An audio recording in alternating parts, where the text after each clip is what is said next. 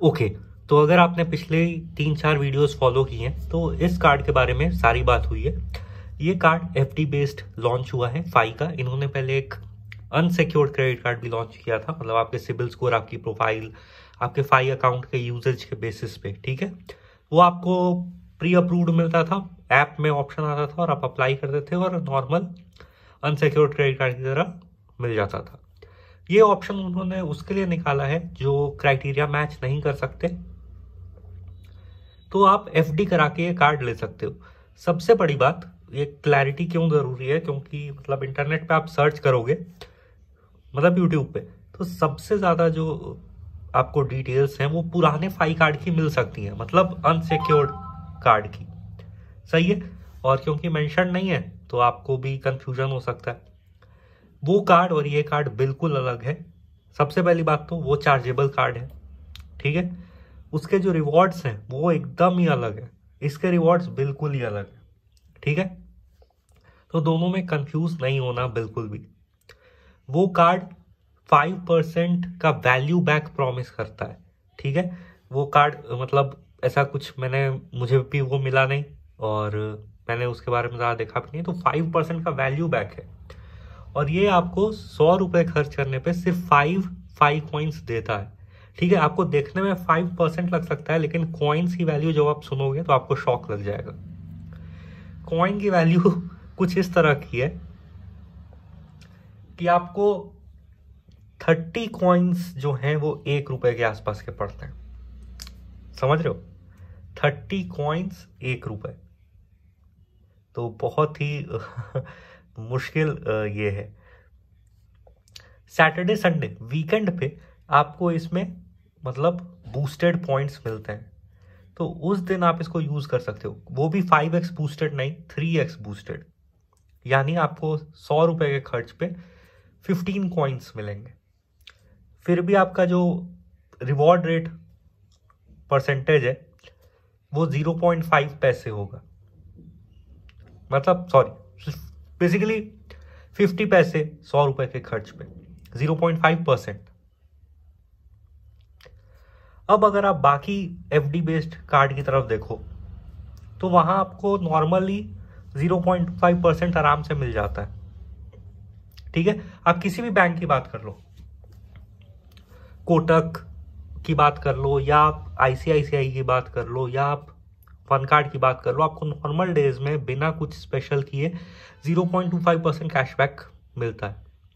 तो इसका जो बेस रिवॉर्ड रेट है, मतलब वीकडेज पे, वो तो बिल्कुल भी कंपेरेबल नहीं है, तो वो बिल्कुल भी आपको देखना नहीं है। हाँ, वीकेंड पे अगर आपको अपना क्रेडिट स्कोर जल्दी बढ़ाना है या मल्टीपल कार्ड्स का पोर्टफोलियो तैयार करना है तो आप इसको जरूर कंसीडर कर सकते हो कि आप वीकडेज पे नॉर्मल कार्ड से खर्च कर लो और वीकेंड पे इसको यूज कर लो।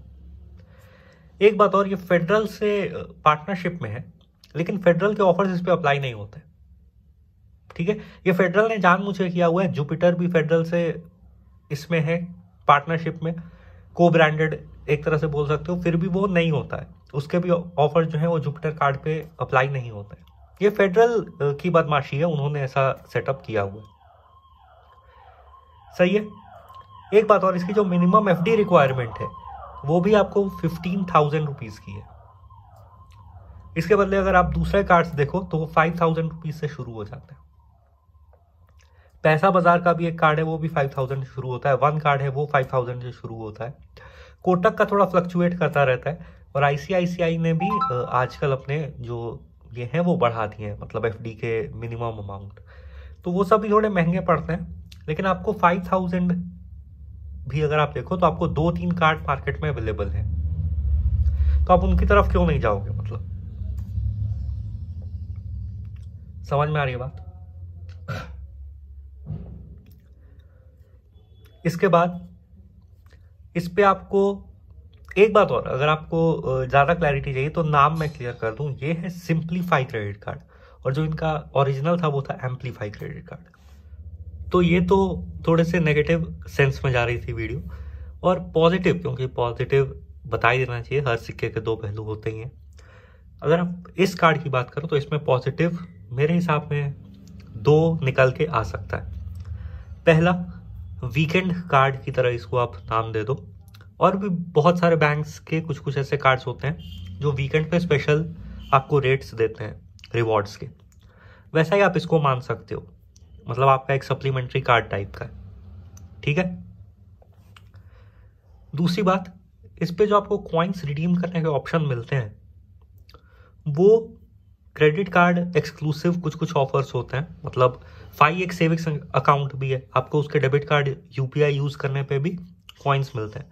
लेकिन क्रेडिट कार्ड के लिए कुछ कुछ स्पेशल ऑफर्स होते हैं, तो उसमें आपको कॉइन्स के थोड़े से बूस्टेड, मैं ये नहीं कहूँगा कुछ बहुत एक्स्ट्रा ऑर्डिनरी, मतलब थोड़े से नॉर्मल से थोड़े बेटर कन्वर्जन रेट मिल जाता है, तो वो आप इसके लिए देख सकते हो। कार्ड की क्वालिटी भी अच्छी नहीं लगी मुझे। अब आ जाते हैं, अगर इस पे ऑल्टरनेटिव की बात करें, मतलब इतने सारे ऑप्शंस हैं, अगर आपको कोई एक ही लेना है, अगर आप 18 ईयर्स के हो या आपको अपनी क्रेडिट कार्ड जर्नी स्टार्ट करनी है, तो डेफिनेटली मेरा ये तो खैर मेटल वाला है, अनसिक्योर्ड भी ये मिलता है, लेकिन सिक्योर्ड वाला जो मिलता है वो प्लास्टिक वेरिएंट का ही मिलता है। जब तक कि आप एकदम ही कुछ ओवर द बोर्ड एफडी नहीं कर लो, उतना करना भी नहीं चाहिए, तो आपको प्लास्टिक का वन कार्ड मिल जाएगा। उसमें 2-3 बहुत बड़े बेनिफिट्स हैं। सबसे पहला, आपको एक्सेलरेटेड रिवॉर्ड्स, मतलब बोनस रिवॉर्ड्स 1% तक के मिल सकते हैं। वो अचीव करना भी बहुत ईजी है, आपको सिर्फ 3 अलग अलग कैटेगरीज पे खर्च करना है, और टॉप 2 कैटेगरीज जो होंगी उस पर आपको 1% रिवॉर्ड रेट मिलता है।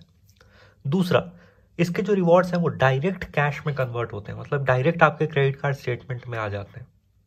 तीसरा, ऐप बहुत ही सुंदर है, बहुत ही सॉर्टेड, और ऑफर्स बहुत ही तगड़े हैं, क्योंकि सिंपल सी बात है, इनका अनसिक्योर्ड कार्ड और secured card same app, same offer, same सब कुछ।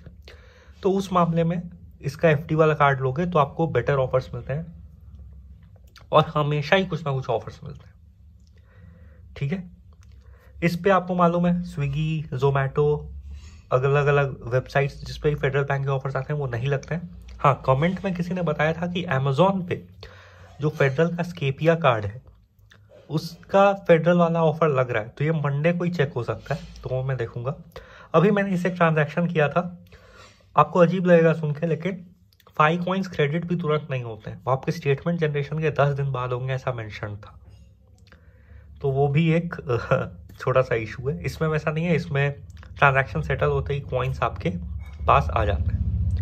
तो डेफिनेटली अगर आप स्टार्ट करो तो इसको कंसिडर करो। अगर आपके पास पहले से कोई एफडी कार्ड है और अभी तक आपका क्रेडिट स्कोर उतना अच्छा नहीं हुआ है कि आपको दूसरा कार्ड मिल सके, तो आप वीकेंड के लिए इसको ले सकते हो, और तो इसको सजेस्ट करने का कोई भी सेंस बनता नहीं है। इससे अच्छा आप कोटक भी कंसिडर कर सकते हो, उसमें आपको रेलवे सरचार्ज वेवर मिल जाता है, मतलब रेलवे पे आप टिकट्स लोगे तो आपको जो एडिशनल फी लगती है क्रेडिट कार्ड से पेमेंट पे वो वापस हो जाती है।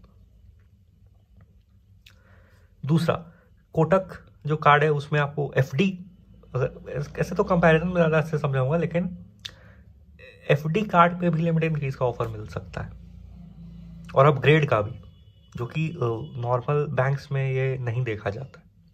इतना ही रखते हैं, बाय।